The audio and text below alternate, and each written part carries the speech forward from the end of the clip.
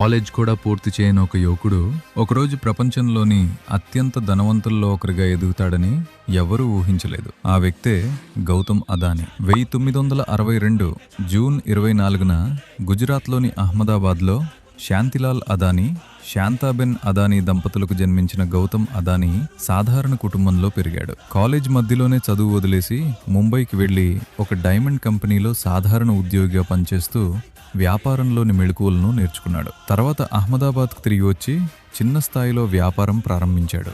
అదే 1988లో అదానీ ఎంటర్ప్రైజెస్ స్థాపనకు దారితీసింది. చిన్న వ్యాపారంగా మొదలైన అదానీ గ్రూప్ నేడు పోర్టులు, విమానాశ్రయాలు, విద్యుత్, గ్రీన్ ఎనర్జీ, గ్యాస్, సిమెంట్ వంటి అనేక రంగాల్లో విస్తరించింది. 2023లో భారీ ఆర్థిక సవాళ్లు, ఆరోపణలు ఎదురైనా వెనక్కి తగ్గకుండా తన వ్యాపారాలను మరింత విస్తరించాడు. కాలేజ్ డ్రాపౌట్గా మొదలైన ప్రయాణం ప్రపంచ టాప్ బిలియనీర్ల జాబితాలో చోటు సంపాదించే స్థాయికి చేరుకుంది. అదే గౌతమ్ అదానీ గారి అద్భుత ప్రయాణం. ఇలాంటి మరిన్ని ఇంట్రెస్టింగ్ స్టోరీస్ కోసం ఇప్పుడే గ్రోత్ స్టోరీస్ 360ని ఫాలో అవ్వండి.